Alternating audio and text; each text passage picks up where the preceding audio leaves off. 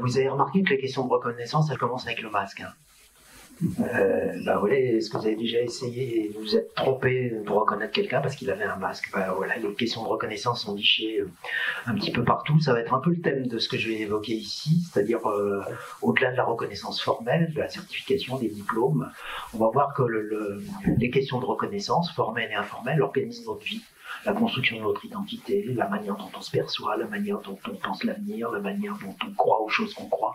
Qu'est-ce qu'une société qui fonctionne bien?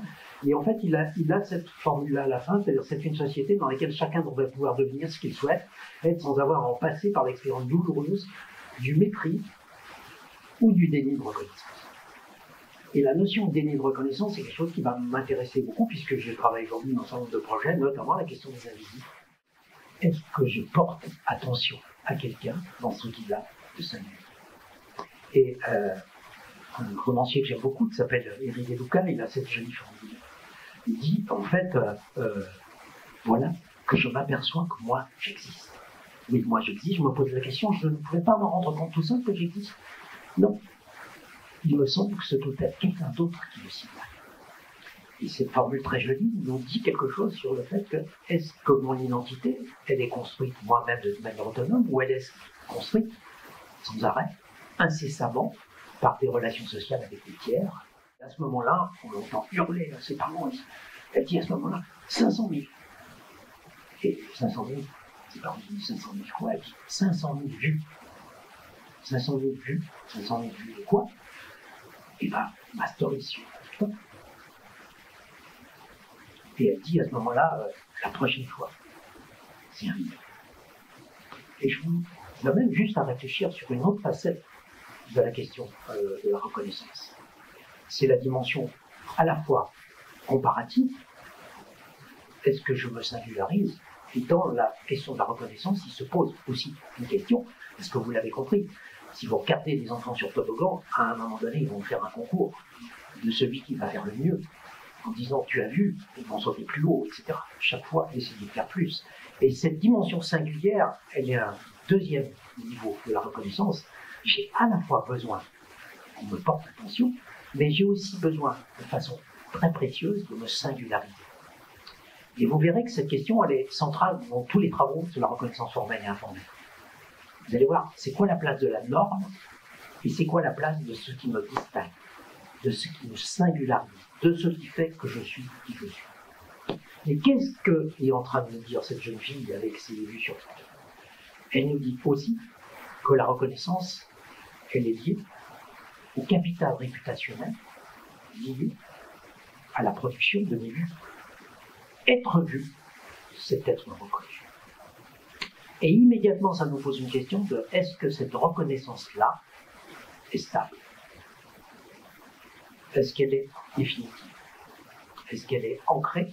Est-ce que d'une certaine façon, c'est pas, comme dit Stromae, juste la cote, le Nasdaq? Ce qui veut dire que si elle est volatile, elle est contingente aux événements. Elle est contingente. Nous sommes tous contingents. Notre valeur est attribuée par les tiers.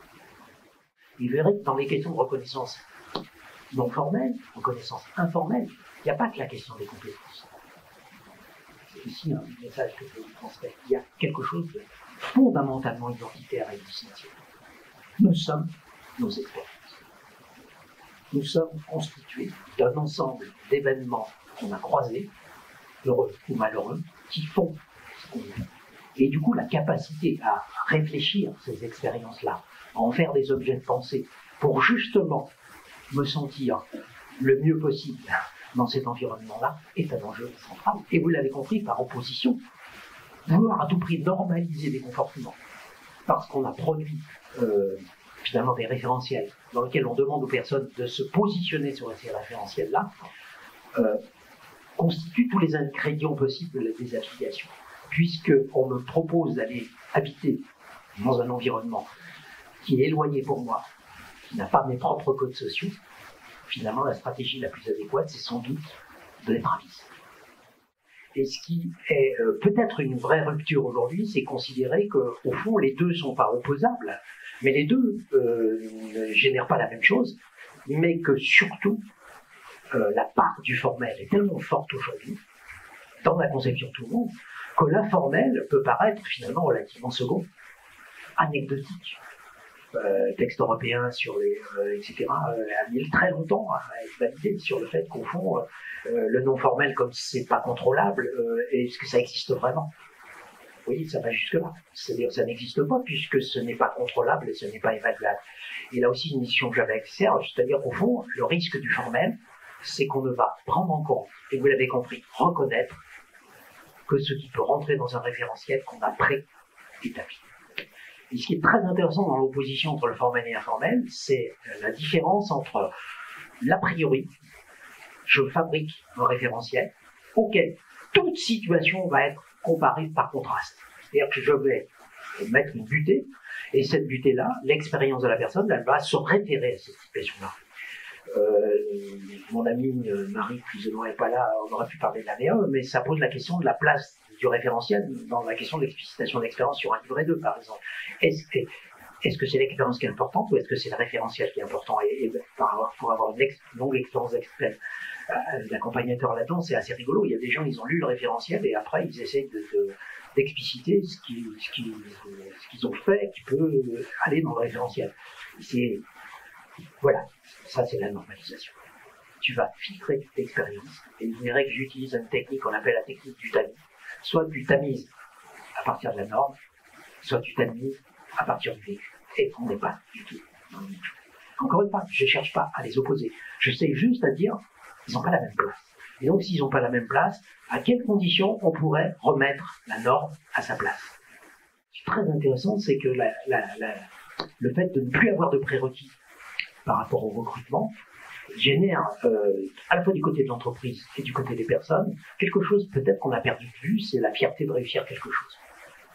La fierté de faire quelque chose qui du coup n'était pas prévu dans le CV, puisque logiquement les prédicteurs n'auraient pas dû nous permettre d'entrer dans cette entreprise-là. Et moi, ça m'a beaucoup frappé. C'est l'idée qu'au fond, est-ce que nos prédicteurs ne seraient pas des empêcheurs? Est-ce qu'à force de vouloir garantir le fait que les gens vont faire l'affaire, au fond, on les empêchait de vivre des expériences dans lesquelles ils ne pouvaient rien trouver? Et dans la question de l'invisibilité, dans les études qui ont été menées, notamment un jeune sociologue qui s'appelle Jérémy Alfonsi, qui a mené 40 d'entretiens auprès de jeunes en situation de vulnérabilité, ça apparaît très fortement. Le travail est très important, mais je sais que j'aurai pas ma chance parce que j'aurai jamais les prédicteurs. Je ne le dis pas comme ça. Mais ils ont conscience qu'ils sont pas à la hauteur au regard des attendus sociaux. C'est normal, on leur permet pas de vivre les expériences. Et ça pose des questions d'équité sociale qui sont assez radicales. C'est-à-dire, au fond, est-ce que les systèmes normalisateurs, même s'ils ont des avantages, et encore une fois, je suis plein de prudence là-dessus, est-ce qu'ils n'ont pas un inconvénient? C'est d'imposer la norme comme une vérité. Et petite expérience très récente sur un forum du décrochage scolaire dans un territoire avec des choses très intéressantes. Et ce qui m'a frappé dès le départ, c'est que moi je parlais du décrochage scolaire et que les gens parlaient des décrocheurs. Et moi je parlais de la persévérance, eux ils parlaient du raccrochage. Et c'était rigolo parce qu'à un moment donné, il y a eu toute une caractérisation des décrocheurs. Une espèce de typologie de décrocheurs, alors tu as 100% décrocheurs possibles. Voilà, tu as toutes les caractéristiques personnelles qui feraient que tu as toutes les conditions pour que tu deviennes un décrocheur. Et potentiellement tu restes un décrocheur. Ça veut dire que ce qui m'a beaucoup frappé avec des gens de grande qualité, qui ne percevaient pas que le décrochage et le décrochage, c'est pas la même chose. Le décrochage est un processus multifactoriel, dans lequel il y a plein de contingences. Puis le décrocheur, c'est intimement attribuer l'imputabilité du décrochage à des caractéristiques. Ce que vivent les publics qu'on accompagne en situation d'invisibilité, c'est le fait que les indicateurs deviennent des faits. C'est-à-dire qu'ils deviennent incorporés. Le sociologue du début du siècle, qui avait ces jolies formules, il disait qu'est-ce qui fait que les pauvres sont pauvres et que pauvres? Et dans la question de est que pauvre, il y a ce qu'on pourrait appeler un réductionnisme. Je suis réduit à des caractéristiques qui me définissent intégralement.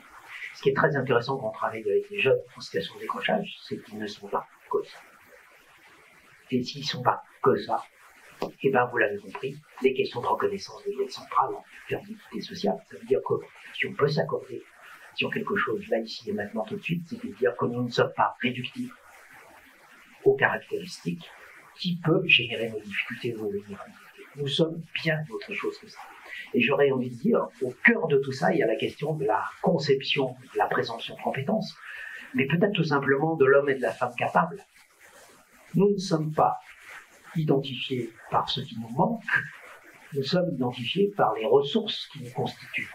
Donc, notre responsabilité d'accompagnateur, c'est pas forcément de détecter les faiblesses, mais c'est bien de trouver les contextes qui permettent de mettre en œuvre les ressources de la personne. Ça veut dire que le risque qu'on a, c'est de tellement vouloir que les choses se passent telles qu'on voudrait qu'elles se passent, qu'on empêche qu'il se passe quelque chose. Oui.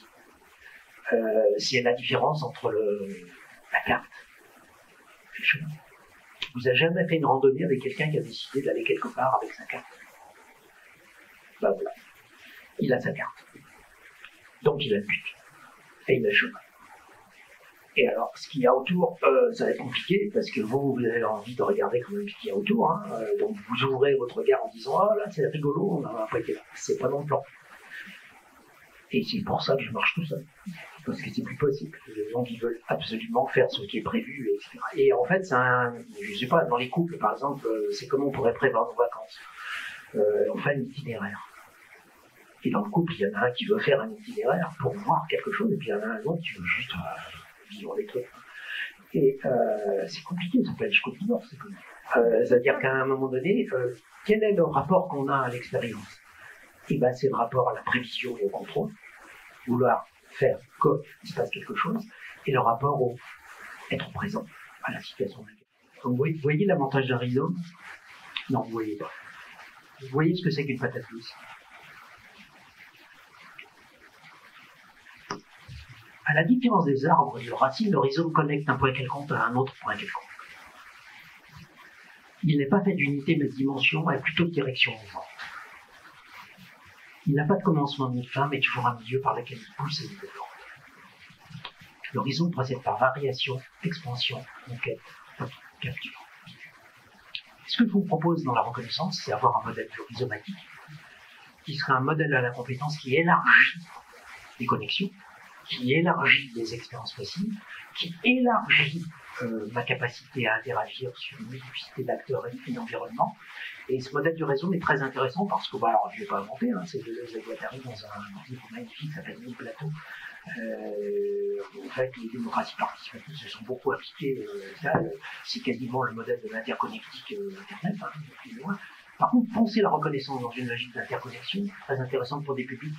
C'est-à-dire que notre enjeu, ça ne va pas tant être croître en termes de compétences sur les maîtrises de sujets, mais qui s'interconnectent à des environnements différents et qui élargissent leur focale du micro jusqu'au macro, et avec l'idée que où que je pique, ça pousse. Vous voyez cette idée-là? C'est-à-dire où je pique, ça pousse, c'est le principe de la capacité. Donc je voulais montrer ce modèle-là parce qu'il nous renvoie à une interrogation finalement relativement centrale. C'est quoi les conditions finalement d'un dispositif qui permet aux gens d'avoir une reconnaissance formelle et informelle?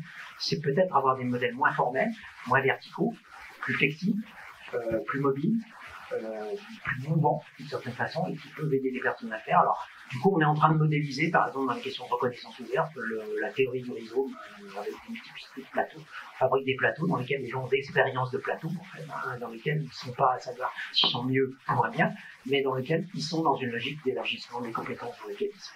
Il me semble que fondamentalement, le public aujourd'hui, il a besoin de se sentir appartenir. Et donc, la question communautaire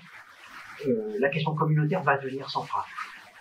Si je ne me sens pas affilié à un monde commun dans lequel j'ai le sentiment de pouvoir agir, j'ai absolument besoin de me sentir des liens de connexion, mon rhizome, à un environnement proche dans lequel je me sens appartenir et dans lequel peut-être je peux contribuer.